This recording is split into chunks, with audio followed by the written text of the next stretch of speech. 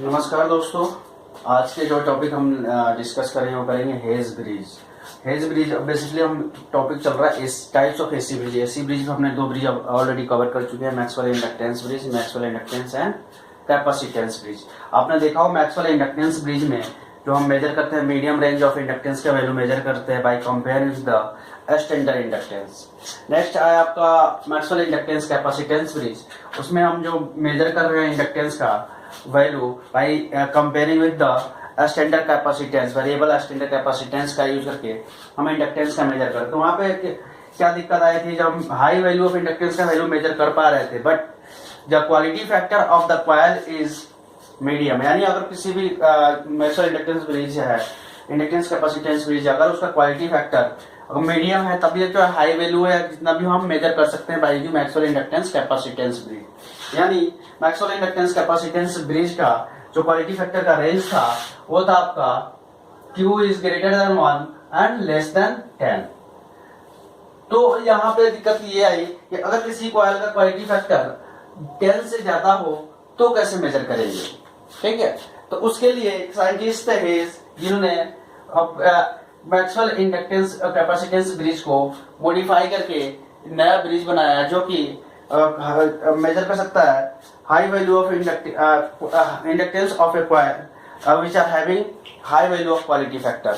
यानी जिसका quality factor 10 से ज्यादा है उसका उस कॉइल का इंडक्टेंस को मेजर कर सकते हैं through a bridge. That bridge is called as Hay's bridge.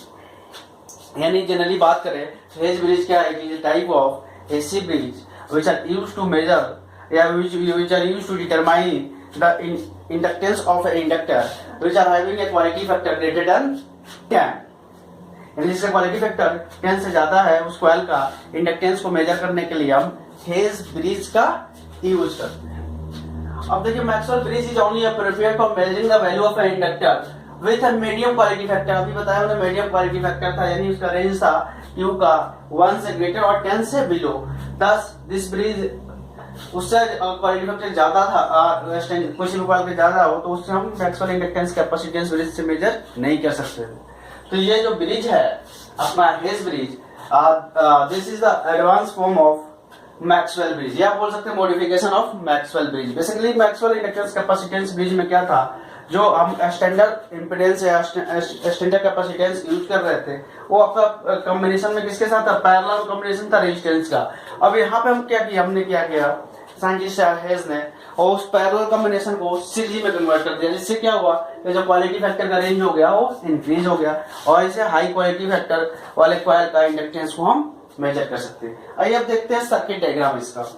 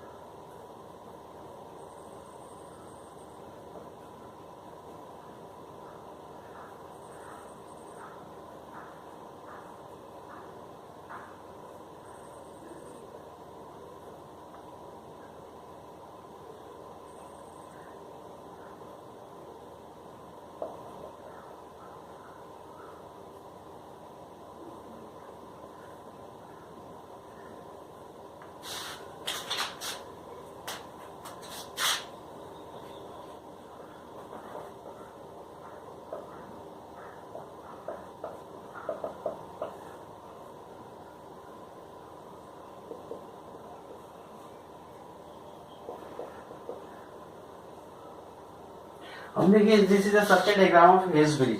अब देखिए हेज ब्रिज है, कोई भी ब्रिज है इसमें 4 आर्म्स लगे होते हैं, ठीक है। 4 आर्म्स होते हैं यानी 4 इम्पीडेंसेस में 3 आर्म्स का इम्पिडेंस हमें नोन होता है, हमें पता होता है, और एक होता है अननोन इम्पिडेंस। यानी यहाँ पे क्या है, जो है ये पार्ट है हमारा अननोन इम्पिडेंस है।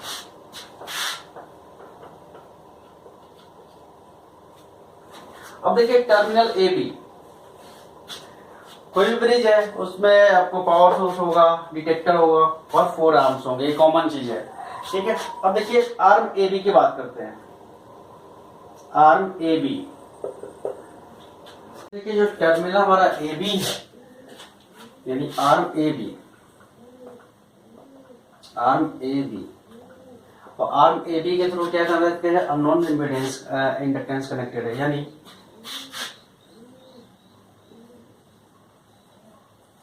unknown inductance is connected across arm AB having a resistance of Rx, ठीक है। अब बात करते हैं टर्मिनल ए बी,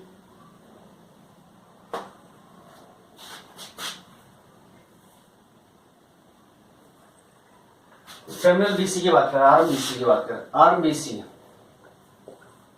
देखिए आर्म बीसी के क्रॉस क्या है, एक रेजिस्टेंस कनेक्टेड है, यानी ये वैल्यू हमारे क्या नॉन है, नॉन इंडक्टिव रेजिस्टेंस,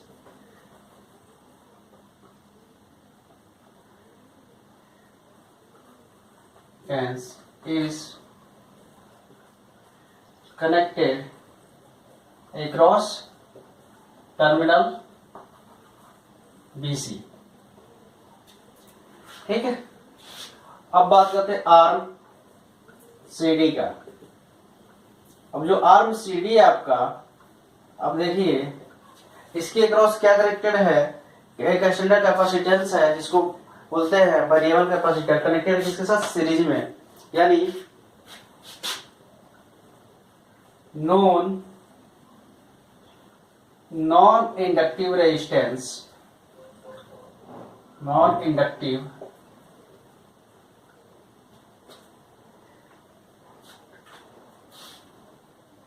यहां कर लिए inductive resistance, non inductive resistance, non inductive resistance is connected in series with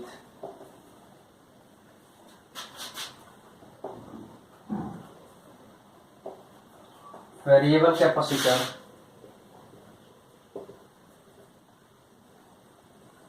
C4 या variable capacitor C4 across the terminal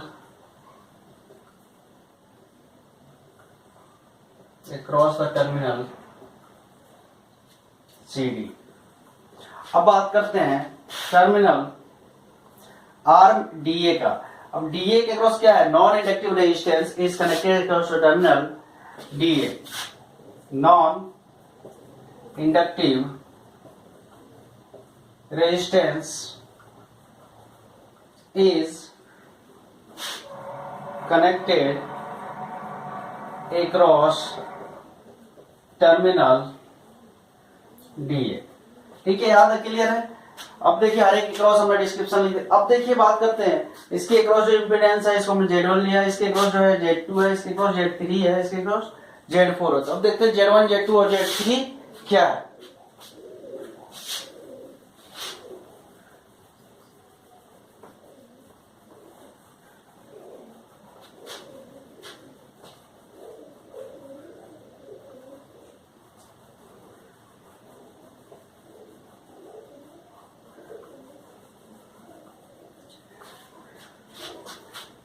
अब देखिए आपका Z1 इज क्या आपका RX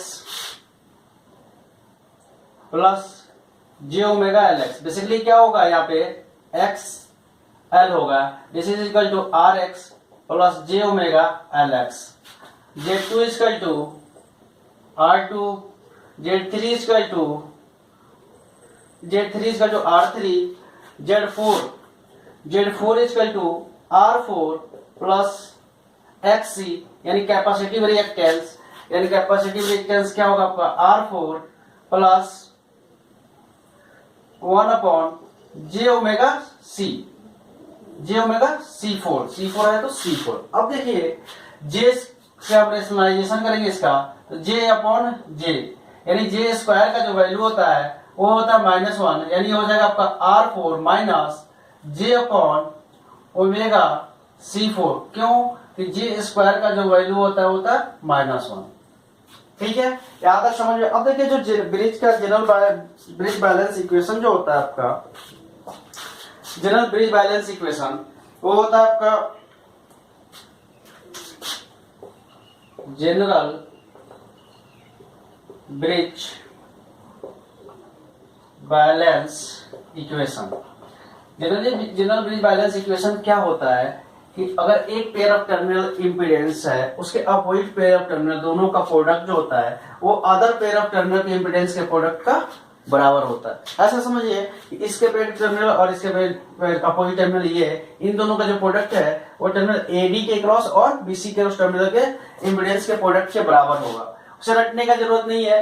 वैसे चलो Z1 अगर देखेंगे तो यहाँ पे इंपीडेंस Z1 है, यहाँ पे इसका अपोजिट में क्या है Z4, यानी इसका product Z1 into Z4 equal to Z2 into Z3। कभी कभी क्या होता है कि रटने के केस में अगर आपने नोटेशन है अलग कर दिया है, Z1 Z2 Z3 ऐसे ले आए, ये Z1 Z2 Z3 Z4 ऐसे चला गया, तो फिर वहां पे ये फॉर्मूला गलत हो जाएगा आपका। ठीक है, डायरेक्ट अप्लाई करेंगे तो गलत। इसलिए आप हमेशा आप सर्किट डायग्राम को देखिए, उसके अपोजिट इंपीडेंस को देखिए, उसका जो प्रोडक्ट है उस अदर टर्मिनल के इंपीडेंस के प्रोडक्ट के बराबर होगा, वो हो जाएगा आपका ब्रिज बैलेंस इक्वेशन। ठीक है, अब देखिए यहाँ पे Z1 Z और Z4 का वैल्यू यहाँ पुट कर दीजिए, यहाँ पे Z2 Z3 का वैल्यू पुट कर दीजिए। Z1 का वैल्यू आपका क्या है Rx plus J omega Lx into R4 minus J omega C4 equal to R2 into R3। अब देखिए मल्टीप्लाई कर दीजिए यहाँ पे Rx R4 minus JRx upon omega C4 plus J omega Lx R4। अब देखिए J into J square value -1 है, या minus minus plus plus omega Lx upon omega C4, और ओमेगा से ओमेगा कैंसिल हो जाएगा R2 plus R2 into R3। ठीक है, अब देखिए यहाँ पे आ गया आपका Rx R4 minus JRx WC4 plus J omega Lx R4 plus Lx upon C4 equal to R2 R3। अब देखिए यहाँ जो टर्म है 1 2 और 3, ये आपका रियल पार्ट है, मैंने R लिख दिया रियल पार्ट के लिए। अब देखिए ये जो टर्म है आपका क्या है, इमेजिनरी पार्ट है, R for real I for imaginary. अब इधर क्या है, इमेजिनरी पार्ट कोई नहीं है, तो आप क्या कंसीडर करेंगे, कुछ नहीं है, 0 है। ठीक है, अब देखिए यहाँ से हम इक्वेट करेंगे रियल एंड इमेजिनरी पार्ट। अब देखिए रियल एंड इमेजिनरी पार्ट को इक्वेट करेंगे तो अब यहाँ पे देख, इस साइड हम करेंगे रियल पार्ट, यहाँ करेंगे इमेजिनरी पार्ट। देखिए रियल पार्ट क्या है, Rx R4 plus Lx C4 equal to R2 R3। यहां आपका है minus Rx WC4 plus omega Lx R4 equal to 0। अब देखिए इसको राइट हैंड साइड में शिफ्ट करेंगे तो omega Lx R4 equal to Rx omega C4, यानी Rx इक्वल टू आपका क्या हो जाएगा, ये इधर मल्टीप्लाई में आ जाएगा, यानी omega square Lx C4 R4। अब यहां से ओमेगा Rx का वैल्यू इस रियल पार्ट में हम पुट करेंगे, क्योंकि फाइंड आउट करना है वैल्यू Rx और Lx का इन टर्म्स ऑफ नोन टर्म्स। यानी यहाँ पे पुट करिएगा तो आर एक्स का वैल्यू क्या है आपके पास, omega square L x C four R four plus L x upon C four equal to R two R three. अब यहां से देखिए ओमेगा स्क्वायर, अब यहां से एल एक्स कॉमन ले लेंगे, एल एक्स कॉमन लेंगे तो omega square C four R four plus 1 upon C four equal to R two R three.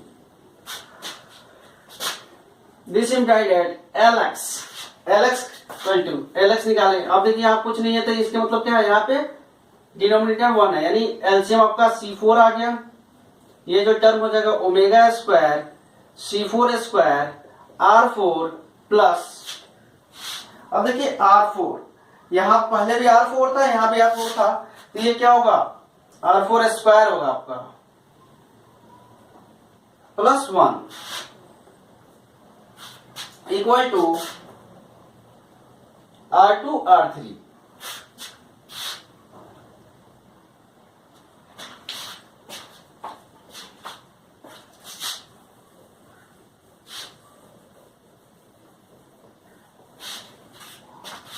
अब यहां पे क्या आ जाएगा आपका L X equal to, this implied at L X equal to, इधर डिनोमिनेटर मल्टीप्लाई में चला जाएगा C4 R2 R3 अपॉन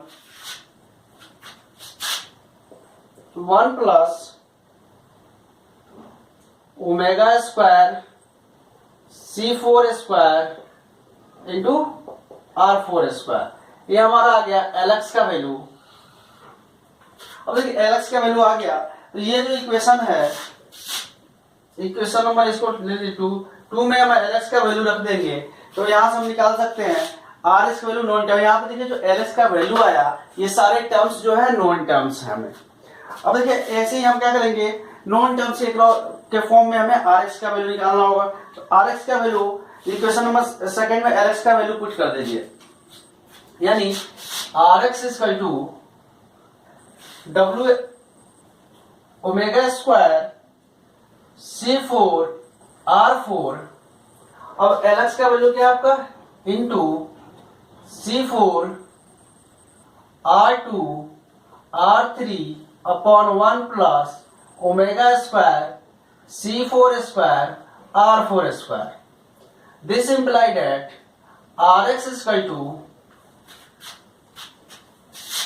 हो जाएगा आपका ओमेगा स्क्वायर C4 का square R2 R3 R4 upon 1 plus omega square C4 square R4 square. तो यहां से आपने देखा आर एक्स और एल एक्स दोनों वैल्यू हमने फाइंड आउट कर लिया in terms of known terms.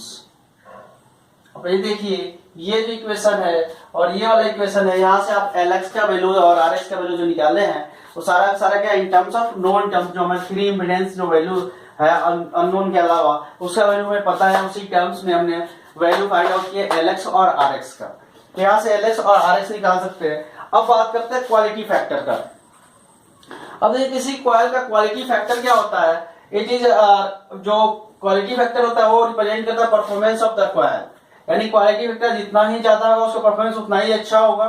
तो अब देखिए कैसे निकालते हैं क्वालिटी फैक्टर को। क्वालिटी फैक्टर जो होता है किसी कॉइल का होता है inductive, it is defined as the ratio of inductive reactance to the resistance of that coil. और इस कॉइल पे इस टर्म्स की बात करें तो इसमें इंडक्टिव रिएक्टेंस आपका एल एक्स है और रेजिस्टेंस आपका क्या है आर एक्स है, यानी क्वालिटी फैक्टर इसका क्या होगा, क्वालिटी फैक्टर आपका हो जाएगा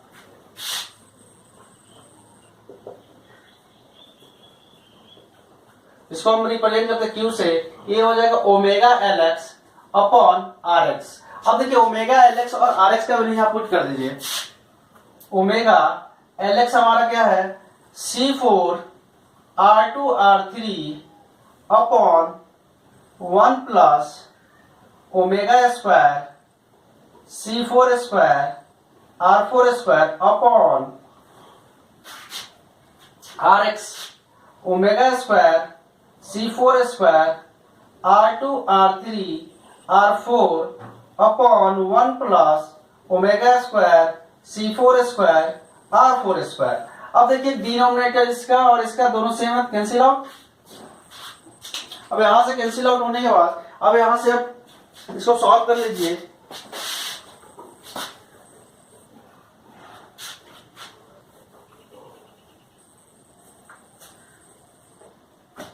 तो आपका क्या आ गया, this implied that Q is equal to, ऊपर बच गया आपका ओमेगा C4 R2 R3, नीचे आपका बच गया omega square C4 square R2 R3 R4। अब देखिए एक ओमेगा से एक ओमेगा कैंसिल, एक C4 से एक C4 आपका कैंसिल हो गया, R2 R3 कैंसिल हो गया। यानी आपके पास जो आया क्वालिटी फैक्टर जो आ गया वो आ गया ऊपर क्वेश्चन में था 1 omega C4 R4। This is a quality factor of square. तो हम क्या कर सकते हैं, किसी क्वालिटी फैक्टर भी हम क्या निकाल सकते हैं थ्रू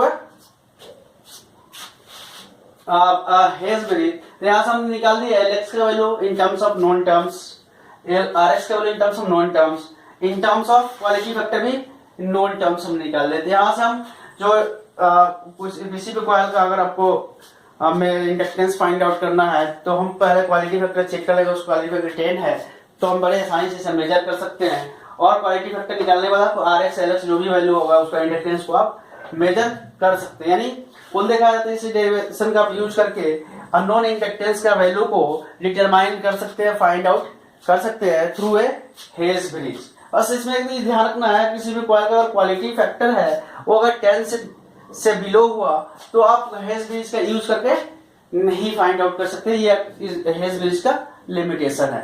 अब ये देखते हैं फेजर। अब देखिए बात करते हैं phasor diagram of Hay's bridge. अब देखिए फेजर डायग्राम होता क्या है, जो हमारा फेजर डायग्राम होता है वो रिप्रेजेंट करता है relation between voltage and current through each component. Each component के क्रॉस वोल्टेज और करंट के रिलेशन को रिप्रेजेंट करता है। अब देखिए फेजर डायग्राम, किसी भी सर्किट का फेजर डायग्राम ड्रॉ करने के लिए आपको बेसिक 3 कंसेप्ट ध्यान होना चाहिए कि अगर कंपोनेंट रेजिस्टेंस है, अगर V और I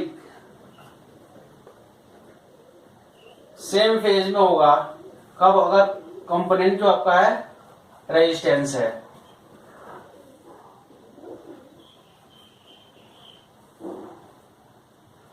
अगर आपका कंपोनेंट इंडक्टेंस है तो वोल्टेज लीड करेगा 90 डिग्री। अगर आपका कंपोनेंट कैपेसिटर है तो वोल्टेज लैग करेगा 90 डिग्री। यहां पे लैग हो रहा है, यहां पे वोल्टेज लीड कर रहा है, यहाँ पे 90 डिग्री। यहाँ पे वोल्टेज लैग कर रहा है, वोल्टेज लैग करेगा आपका 90 डिग्री। ये कंसेप्ट आपको पता होना चाहिए। बस आप स्टेप बाय स्टेप आप ड्रॉ करते चले जाएंगे, आप सारा इसका फेज डायग्राम बहुत इजी तरीके से इस कंसेप्ट को यूज करके ड्रॉ कर सकते हैं। अब देखिए फेजर डायग्राम ड्रॉ करने के लिए अब जो ब्रिज है बैलेंस कंडीशन है। ब्रिज अगर बैलेंस कंडीशन में है it means that the potential difference across this terminal are same, because इसके अक्रॉस जो पोटेंशियल बी पे जो पोटेंशियल होगा सेम पोटेंशियल बी आपका टर्मिनल डी पे होगा। क्यों कि अगर बैलेंस कंडीशन में ब्रिज है तो the potential difference across the BD terminal equal to 0। यानी at balance condition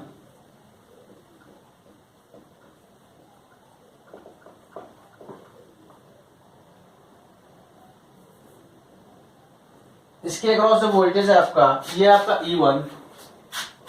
E1 equal to E2 और and E3 equal to E4। अब देखिए ब्रिज आपका बैलेंस है, it means there is no current flow through the detector. It means that जो current I1 है वही value हो जाएगा करंट I3 का, जो करंट I2 का वैल्यू वही वैल्यू हो जाएगा I4 का। यानी I1 is equal to I3 and I2 is equal to I4। Next, अब देखिए ये जो वोल्टेज E है किसके क्रॉस होगा, ये जो दो इंपीडेंस है वो पैरेलल इन केस, और पैरेलल में इंपीडेंस क्या होता है, वोल्टेज क्या होता है, सेम होता है। यानी आपका E इक्वल टू हो जाएगा E2 प्लस E4 या E1 प्लस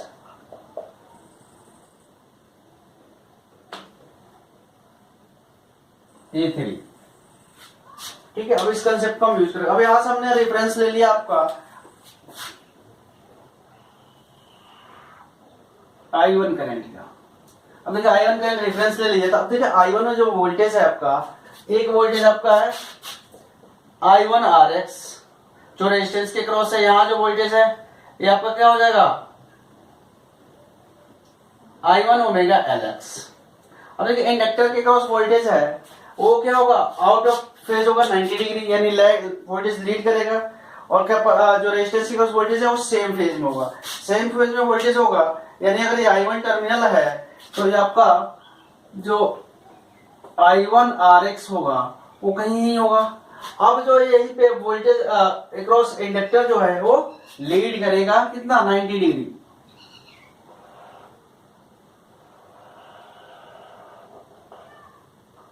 ये हो गया आपका I1 ओमेगा LX। अब देखिए इसका जो रिजल्टेंट होगा वो रिप्रेजेंट करेगा वोल्टेज E को। वोल्टेज E क्या है, voltage I1 RX, voltage E आपका है E1 इक्वल टू है I1 RX plus omega LX, I1 omega LX, I1 omega LX। यानी इसका जो रिजल्टेंट फेजर होगा वो रिप्रेजेंट करेगा वोल्टेज E1 को।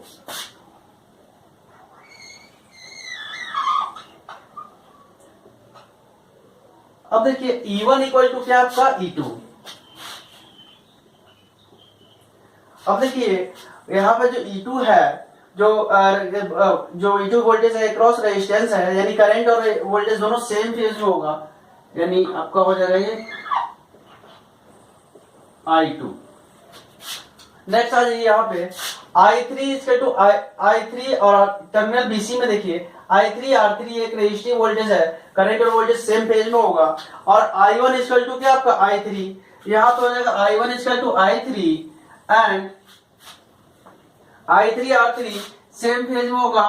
तो यहाँ हमने ले लिया I3 R3 that is equal to E3। अब देखिए E3 क्या है, E3 इक्वल टू है आपका E4।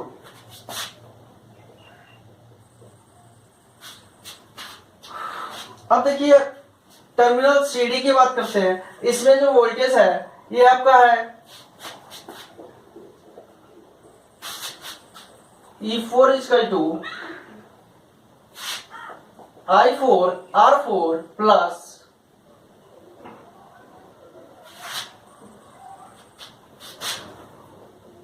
I4 upon omega C4। अब देखिए ये कैपेसिटिव वोल्टेज है, ये रेजिस्टिव वोल्टेज है। रेजिस्टिव वोल्टेज क्या होगा आपका I4 के सेम फेज में होगा, और I4 किसके इक्वल टू है I2 का, यानी ये आपका हो जाएगा I4। और रेजिस्टिव वोल्टेज आपका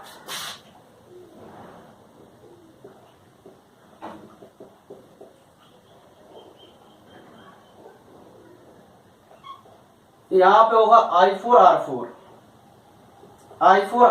बट अब जो कैपेसिटिव वोल्टेज होगा I4 करंट से लैग करेगा 90 डिग्री, 90 डिग्री लैग करेगा, यानी इसके क्रॉस 90 डिग्री लैग करेगा ये।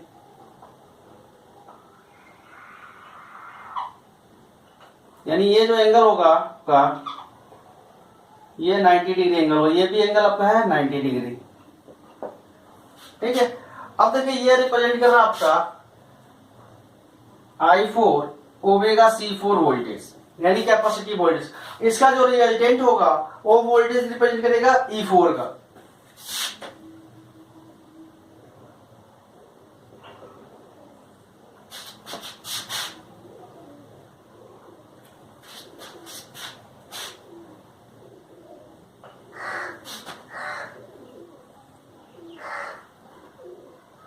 ये जो रिजल्टेंट वोल्टेज है ये E4 है। अब देखिए E वोल्टेज क्या है, ई जो वोल्टेज है ये रिप्रेजेंट कर रहा है क्या, E2 प्लस E4, यानी E1 इक्वल टू E2 और E2 जो E4, इसका जो रिजल्टेंट फेज होगा वो वोल्टेज रिप्रेजेंट करेगा E को।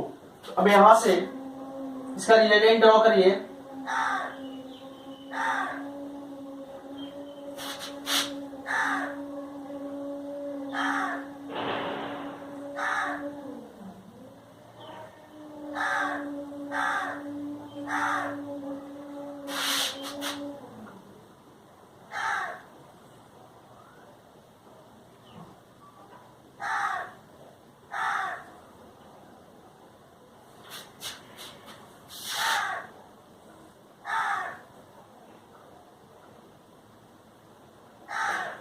अब जो इसका रिजल्टेंट होगा ये रिप्रेजेंट करेगा आपको वोल्टेज ई को।